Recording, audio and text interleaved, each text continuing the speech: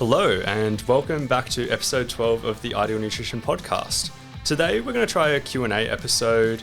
I've got no idea if it's going to be good content or not.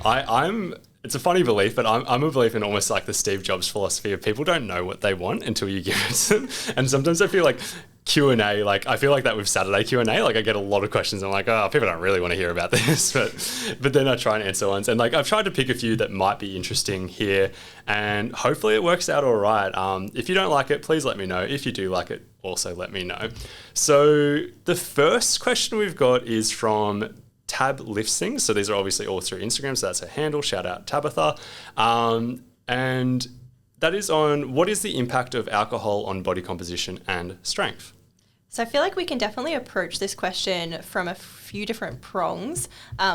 So the first one would be, obviously there's the calorie intake when it comes to alcohol. So if you're consuming a lot of alcohol, it's adding to your calorie intake and you end up in a calorie surplus over time, then the effects on body composition are probably not going to be that great. You probably are going to gain body fat from excessive alcohol consumption.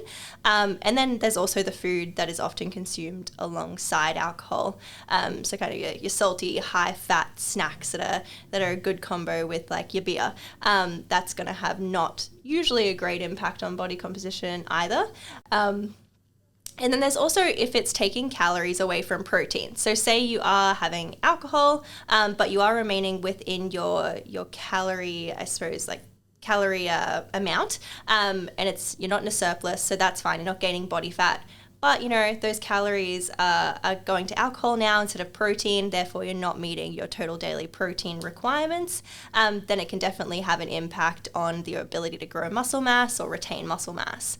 The other kind of side of that coin is that it might actually impair your ability to recover or even impair things like muscle protein synthesis.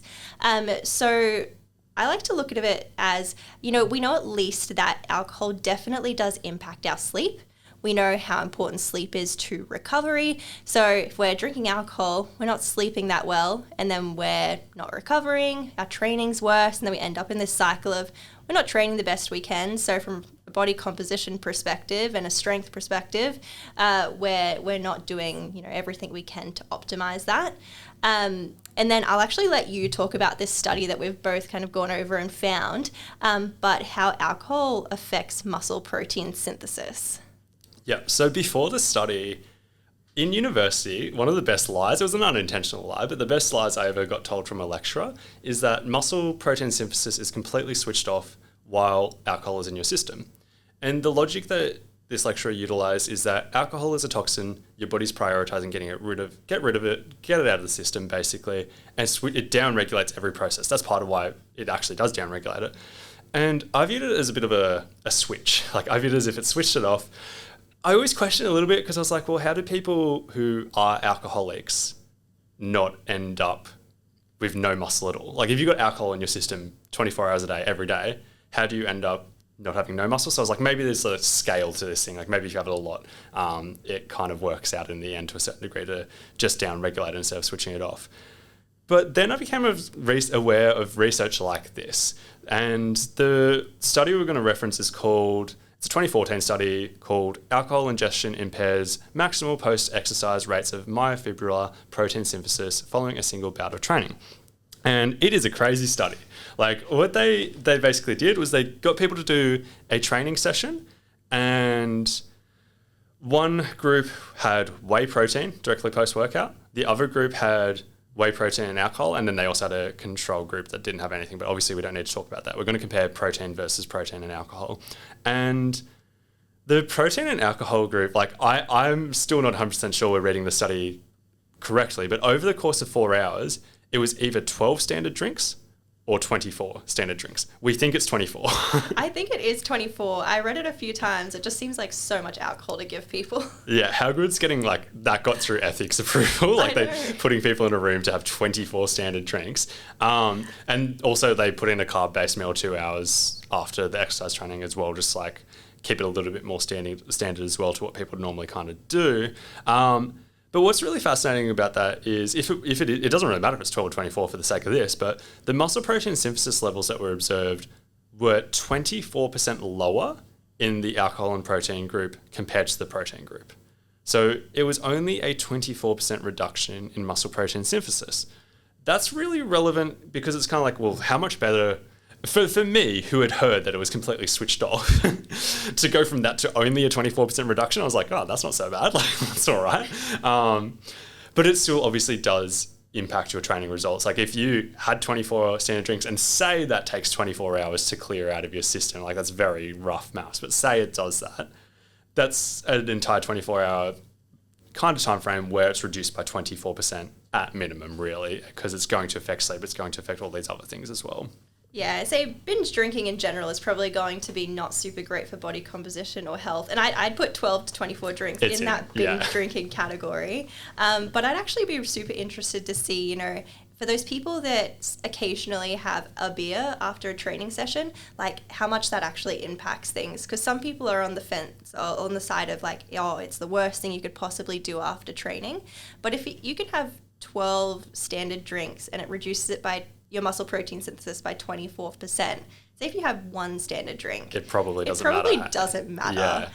Although it's not something I'd advocate that people do, if it's an occasional thing, it's probably not going to matter so much. Exactly. And that really updated my thinking. Like I was in that camp of like, well, if it's 0% muscle protein synthesis, then it's like, that's an hour where you're not building muscle or recovering or whatever when it should be peaked. So like I've definitely changed my opinion on that recently, or not recently, like years ago now, but like I've changed my opinion. Yeah. Question 2, sorry if I mispronounce any of these names, I'm terrible with that, but Miss Rivera 15, so that person's asking thoughts on mixing creatine with protein shakes. This is a pretty quick one for me. I see no downside of it directly. It doesn't prevent creatine absorption or anything like that. Heck, if you actually put some carbohydrate into the shake, like if you had milk or something like that, it might even increase how much of the creatine you absorb. Like I don't really think that matters that much, but it is something to be aware of. But the big thing that I think is relevant is I just see people, if they only put it in their protein shakes, that therefore means they need to have their protein shake every single day to make sure they have their creatine. It's a consistency issue. Most people probably don't want to have a protein shake every single day, week after week after week after week after week, but you probably do want to be having creatine every single day as well.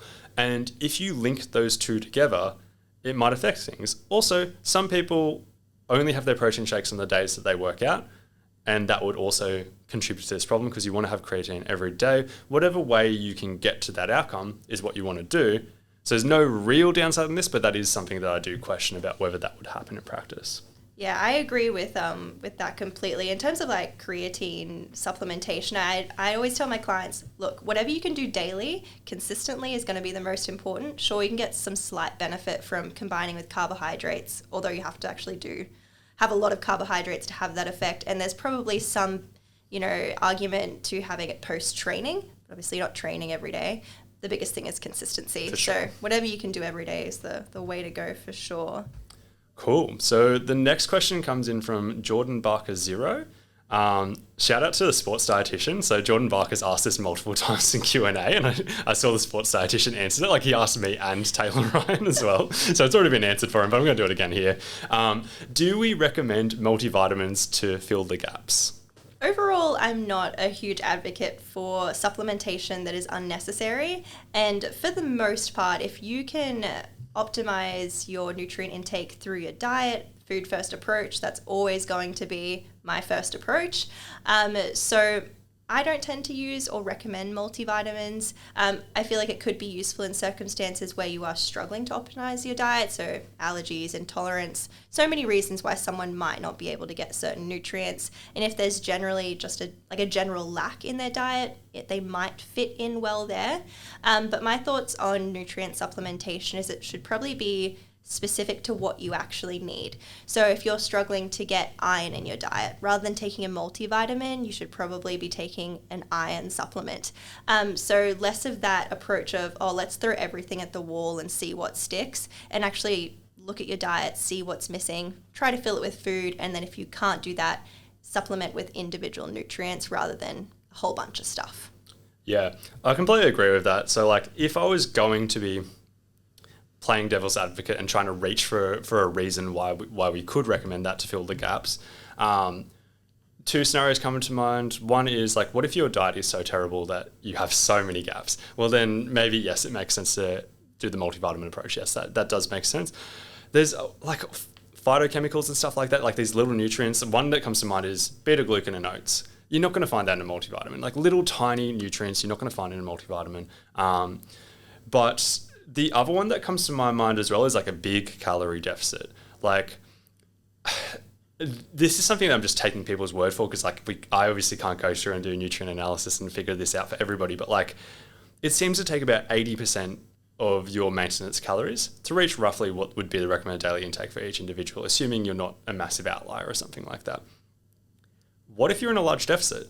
If you have a 40% calorie deficit, like you take 40% of your calories away, by definition, you're only consuming 60% of the calories that would be maintenance. You would have this discrepancy there that unless you're consuming really nutrient-rich foods that are low in calories, you're going to fall short regardless. Once again, I'd prefer to take the approach of supplementing individual gaps. But what if you don't know what your individual gaps are and stuff like that? Maybe a multivitamin makes sense in those circumstances.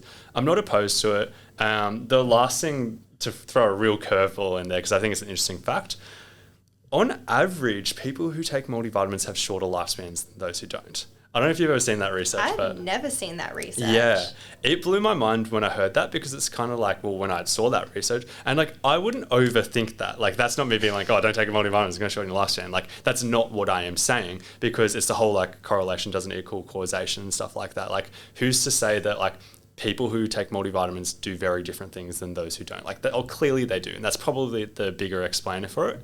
But it's also enough for me to be like, I'm not going to take a multivitamin every single day for the rest of my life if my nutrition's already good. Like I'm not going to add that on top just in case. Like that's another thought process that I have as well related to that I factor in personally for myself when it comes to this topic. Totally. And it makes me think like, what does that tell us about people that take multivitamins as a whole? Yeah. Like are they typically the people that take a multivitamin and then completely don't worry about what they're doing from a dietary perspective? Maybe. Yeah. Yeah, I think about that heaps, especially if it fits your macro style approach. Like theoretically, you could get most of your protein coming from protein shakes. You could have fiber supplements for your fiber, and you could have a multivitamin for your micronutrients, and then just eat whatever you want for the rest. Like it is a very slippery slope when you take that approach. Yeah, it doesn't really work that way. No. So question number 4 comes from Curtis Thurgood, dietitian. Oh, a dietitian giving us a question here. So if you train multiple times per day, what's the fastest way to replenish glycogen stores? So this could be a really easy question to answer, but I think there's also a complicated answer to it as well. Like the easy one is just emphasize high GI carbohydrates directly post-workout. That's easy. There's a concept called glycogen supercompensation, which is basically like, this has been played around with to extremes actually, where pretty much like if you have sugar directly post-workout, it's almost impossible for it to get stored as fat. It's crazy.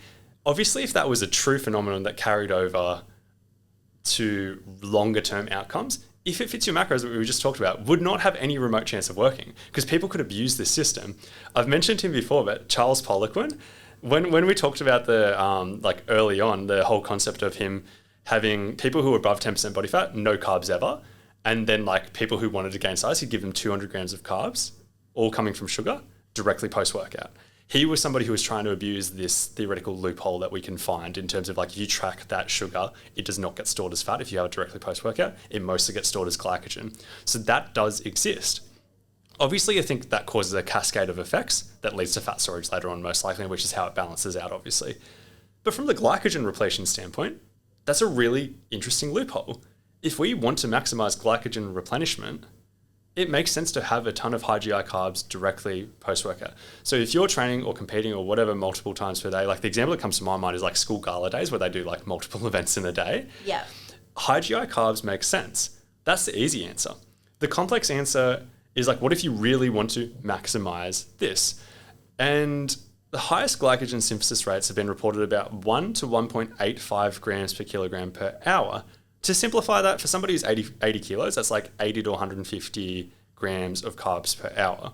So a can of Coke, for example, is like 40 grams of carbohydrate. So you'd be looking at 2 to 3, maybe even 4, like cans of Coke is what we'd be looking at if we're using Coke as an example. So it's a lot. Like it's not just a small amount. You can actually get a lot done.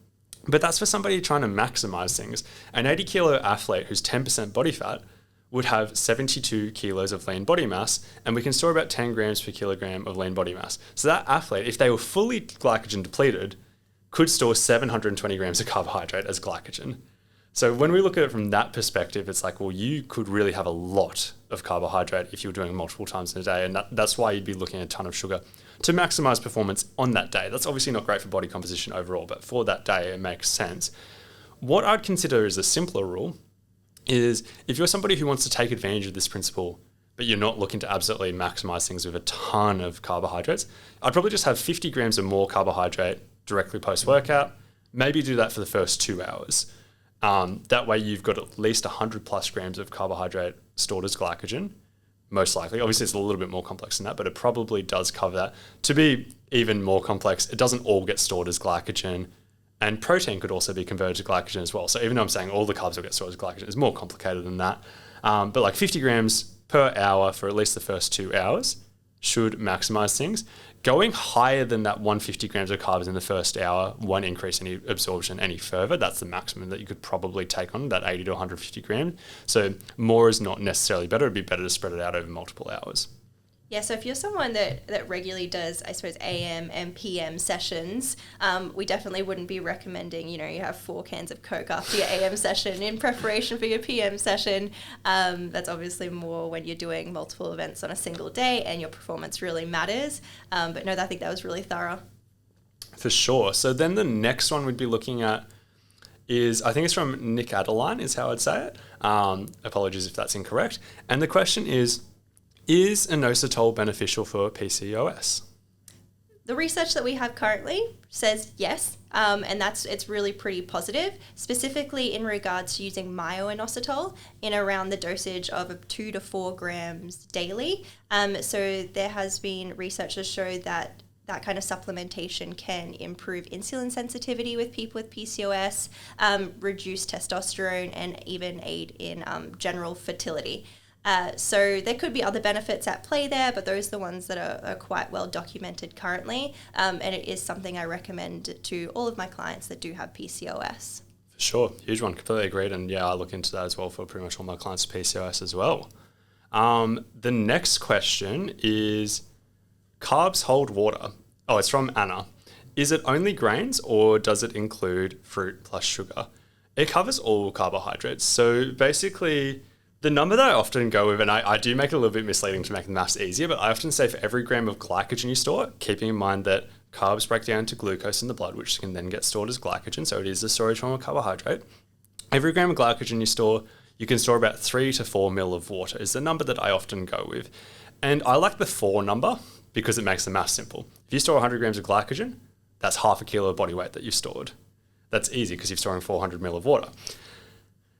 There is one study that gets quoted heaps that is like 2.7 mil of water is stored every gram of glycogen you store. So it's like, that's overly specific. Obviously, it's not that specific every single time, but that's like a good average to go with. So round it up to 3. But it's clear that makes a difference. You could have all of any form of carbohydrate. Like a lot of people think of grains in terms of like, I'm assuming Anna might be coming from the perspective of being like, maybe grains make you bloated, but say sugar doesn't or whatever. But the reason why it stores water is related to the glycogen. Any form of carbohydrate is going to lead to that. So that's the way I look at it. It's always going to do that. And this is also very worth being aware of when it comes to low carb diets and stuff like that. And just short-term thinking, if you weigh yourself very regularly, but your carb intake fluctuates, say one day you have a low food intake and you have low carbs, of course your weight's going to be lower over the next few days. If you have a massive like high carb day, of course it's going to spike the next few days. Doesn't mean it's all body fat, doesn't mean like it's an actual change in body composition. It can be big changes in water weight due to carbohydrate intake. So question number 7 is thoughts on carb cycling. And that comes from Jess with AG. Oh, that makes so much sense because I was trying to figure out how to say that. But it definitely explains it. So thoughts on carb cycling. So there's 2 trains of thought that I tend to have on this. Majority of my clients I do not carb cycle with. When we're talking about my athletic clients or, someone that performs in some kind of sport. I don't do it for most people because I don't think it's overly necessary. It can be harder, like logistically, just to do this carb cycling. So if there's days where, you're having, a certain amount of carbs, then the next day you're having 100 grams less, like logistically, how do you do that? How do you work that out? So it can be easier just to have the same calorie and carb intake day in and day out. A lot of my, say, powerlifting or strength athletes won't be carb cycling. But on the other side of that is going to be my endurance athletes. So they tend to have greater discrepancies in their energy expenditure day to day. So their training can really differ. So some days they might be expending 4,000 calories, and then because they've got huge ride and then a brick in the afternoon or something like that, and then on a rest day maybe they're expending about 2,200 calories. So there can be these huge discrepancies in energy expenditure where it might make sense that you do a bit of carb cycling and you're fueling for the work that you're doing day to day, so having less on rest days and more on heavier training days. So I think carb cycling definitely has its place and can be beneficial. It's just, if you don't need that carb cycling, it's perhaps just adding in a complexity that you just don't need, and it makes things a little bit harder. I'd also see it from the perspective of just generally calorie cycling or budgeting calories. So when you're dieting or in a calorie deficit, some people will find it easier if they have some higher calorie days versus lower calorie days. Some people like to have more calories and carbs on the weekend. Some people like to have more calories and carbs on their training days for performance. So it definitely has its place there. So it's not that I'm like anti or pro carb cycling. It really depends on the circumstances and the situation. Yeah, I don't see any real benefit for body composition. Like I've had a theory like in the back of my mind for a while being like, maybe it makes sense. Like, let's use that huge discrepancy that you kind of talked about. Let's pretend there's optimal numbers. Like, let's pretend somebody in a 500 calorie deficit is optimal for maintaining muscle mass and losing fat or whatever. It doesn't really matter. Like, pretend there's an optimal number. If you're working with somebody with massive discrepancies, like if they had the same intake every single day, then suddenly they'd have a massive calorie deficit on their big training days and a massive surplus on their rest days.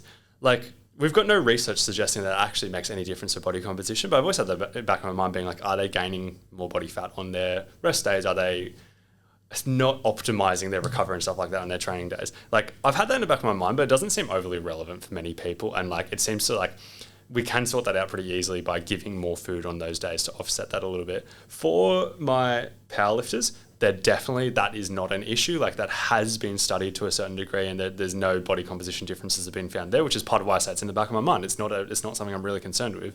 But I often will give a pre-workout snack or something like that is not on their rest days, and that's an easy way to sort it out. So that way, at least they feel good during their training session because they've just had a good snack that they know makes them feel good for when they train. And it partly balances out. Like, maybe they burn like 500 calories in their training session and maybe the snack's 200 to 300 calories. It's not intended to cover the gap entirely.